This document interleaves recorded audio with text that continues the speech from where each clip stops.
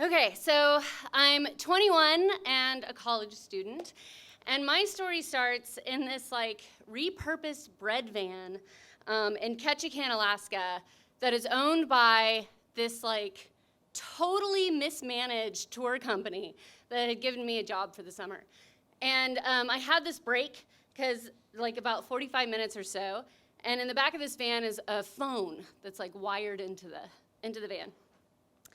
And it's time to make the big call. I need to call my parents and update them on some recent events, and I'm having a hard time sort of drumming up the courage to do it. I take out that, calling card. It's 2001, right? So I'm not calling home very often. And I pick up the phone. It's time to tell them I'm pregnant. And I know I haven't called you a lot, and so I probably forgot to tell you that I had a boyfriend. And I also totally understand this is a lot to absorb because I've only been gone a month. But, I really feel like we can get past it all. So my mom answers the phone. She's like, hi. And I'm like, oh my God, Mom, hi. I was like, hey, so is Dad around? You guys probably want to hear this at the same time. And you can hear just joke, right? On the phone. But she goes and gets him.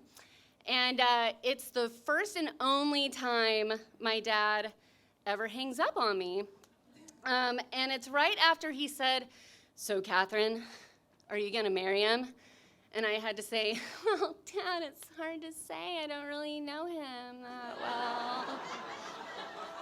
So fast forward to the end of that long and punishing summer, and I'm back at school at the University of Texas at Austin, and things are weird. I had stacked up my credits and cut a year and a half off my major so I could graduate at the end of the semester.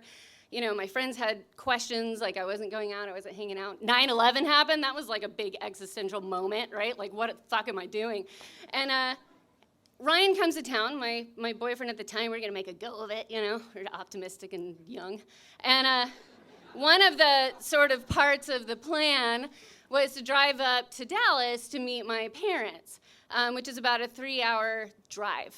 And I knew he was nervous about it, and I kind of didn't care. I was like, I really feel like we're dealing with bigger things, but sure, be nervous. So I probably wasn't sensitive enough to it. But we get in the car. I'm willfully hopeful that it's gonna go well. And then we pull up in front of my parents' house in Dallas, and the motherfucker broke up with me moments before. So I'm stunned. And then it turns out that not just my parents are there, but I'm the youngest of 6 kids. And 4 of my siblings are there and their children. So we pull up. I'm like, oh God, he broke up with me. And my family just comes spilling out of the house. They're like, hey, oh my God, it's so good to meet you. It's great. And I knew that I had to pretend because if I told them what happened, they would hate him forever, and that would be the worst. So apparently I did a great job because they were like, oh my God, you guys look so good together, and your chemistry is so great, and he is so hot. Way to go, Catherine. I'm like, that's great. And the pressure of all that face saving really came to a head when we got back in the car to drive back to Austin. I think I just all of that weekend, right? We stayed a couple nights, and I just all kind of came crashing down, and I went into this nihilistic vortex, and I wasn't talking, and I kind of couldn't hear anything, and I was just sort of in this trance, and I'm driving, and the interstate that we normally take was totally backed up, so I was on this 2-lane highway, which means that if you're gonna pass somebody, right, you have to get into oncoming traffic and make sure there's enough space, but you're going 100 kilometers an hour because that's the speed limit. And I just start passing everybody, every single car. It doesn't matter how fast they're going.